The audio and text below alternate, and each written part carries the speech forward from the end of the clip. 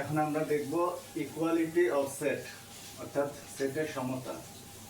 অর্থাৎ যে কোনো দুইটা সেট বা ততোধিক সেটকে আমরা কখন সমান বলতে পারি। যদি ধরি আমরা একটা সেট হচ্ছে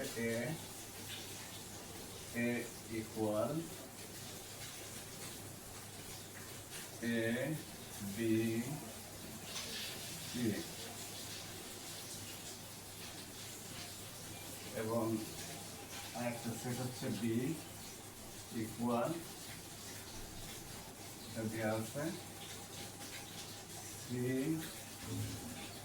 এ বি।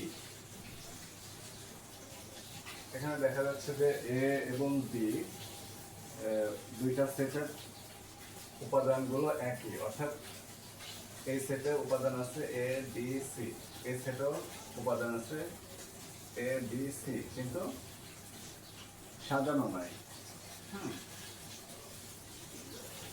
ভিন্ন অর্ডারে দেওয়া আছে। অর্থাৎ সি আগে দেওয়া আছে, তারপরে আছে এ, তারপরে বি। তো জর্জ ক্যান্টরের মত অনুযায়ী এই ধরনের কেসেরও সেটকে সমান বলা হবে। A is equal to B আমরা লিখতে পারি A set is equal to B set, যেহেতু এখানে নাম্বার অফ ইকুয়াল এলিমেন্টস আছে, অর্থাৎ এখানে তিনটা, 1 2 3, এবং এখানে যে উপাদানগুলো আছে সেই ঠিক একই উপাদানগুলো এখানে আছে, জন্য আমরা এ এবং বি সেটকে ইকুয়াল বলতে পারি। আবার আরেকটা কেস আমরা দেখি, যদি একটা সেট হয় এ ইজ ইকুয়াল টু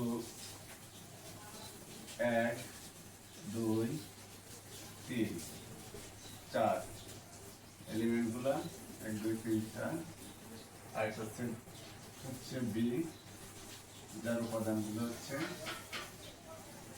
1 3 1 2 1 4 2। তো এই ক্ষেত্রে আমরা লিখি আগে A is equal to B set. এক্ষেত্রে দুইটা সেট সমান, কেননা এখানে 1 2 3 4 সেটের উপাদানগুলা, এখানেও 1 2 3 4, অর্থাৎ এখানে যে উপাদান আছে 1 2 3 4, এখানেও ঠিক একই উপাদান আছে 1 2 3 4, যদিও একাধিকবার আছে, রিপিটেশন অফ এলিমেন্ট। তারপরও according to George ক্যান্টর set theory, তার অনুযায়ী, তার মত অনুযায়ী এই দুটা সেটও সমান হবে। Repetition doesn't matter in this case. তো এই ক্ষেত্রে আমরা এ এবং বি সেট দুটাকে সমান বলতে পারি। ঠিক আছে, আবার আমরা দেখি যে কোন ক্ষেত্রে সেট দুইটা সমান হবে না। যদি লিখি এ ইজ ইকুয়াল টু, লিখলাম এ ই আই ও, লিখলাম চারটা উপাদান। বি যদি লিখি B set A E I O U, অর্থাৎ এখানে চারটা উপাদান একই, চারটা উপাদান একই, কিন্তু যেহেতু একটা উপাদান এক্সট্রা এবং এই উপাদানটা এই উপাদানের ভিতরে নাই, এই উপাদানটা এই সেটের মধ্যে নাই, এই জন্য আমরা লিখবো এ ইজ নট বি, অর্থাৎ এ এবং বি সেটটা ইকুয়াল না।